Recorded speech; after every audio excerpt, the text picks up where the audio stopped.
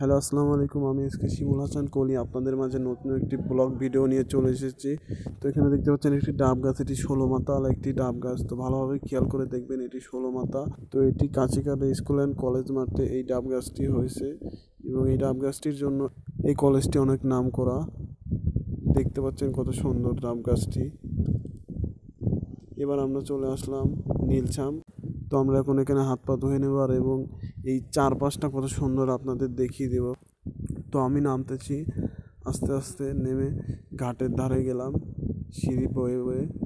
তো এখানে গিয়ে আমি হালকা করে পা ধুয়ে নিলাম, তারপর আপনাদের চারদিকে দেখিয়ে দেব।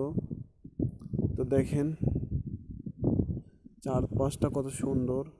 এবং তো এবার আমি চলে আসলাম নদীর ধারে ডিঙি নৌকার ওপরে একটি ভিডিও করতে। তো দেখেন কত সুন্দরভাবে একটি বইয়ের ওপরে বল ঘুরতেছে। এবার এই বইটিও ঘোরানো হবে, দেখতে থাকুন। তো নতুন জোয়ারের পানি এসেছে, সেই জন্যই আমি এখানে এসেছি। তো এখন আমি আমার কিউবটি নিয়ে নিলাম। তো কিউবটি বাম হাতে ছিল, ডান হাতে নিলাম। তো এবার বই এবং বল একসঙ্গে ঘুরছে কত সুন্দরভাবে। তো একটি নয়, আমি এখন আরেকটি বল ঘোরাবো হাতের ওপর। তো দেখুন কত সুন্দরভাবে।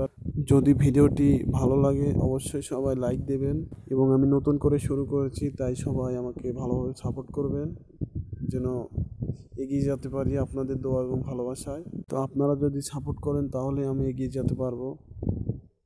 তো সবাই ভালোভাবে ভিডিওটা দেখে লাইক দেবেন অবশ্যই, আর যদি শেয়ার করেন তাহলে খুবই ভালো হয়।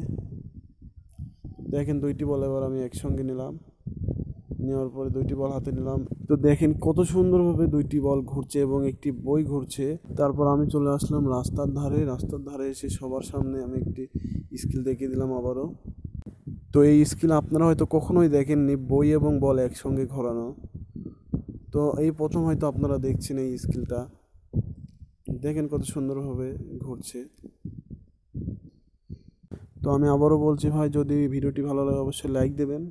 তো নৌকার উপরে দুইটা জনি ভাই ছিল এবং জনি ভাই ক্যামেরাম্যান ছিল, সেই জন্য একটি সেলফি নিয়ে নিলাম সুন্দরভাবে।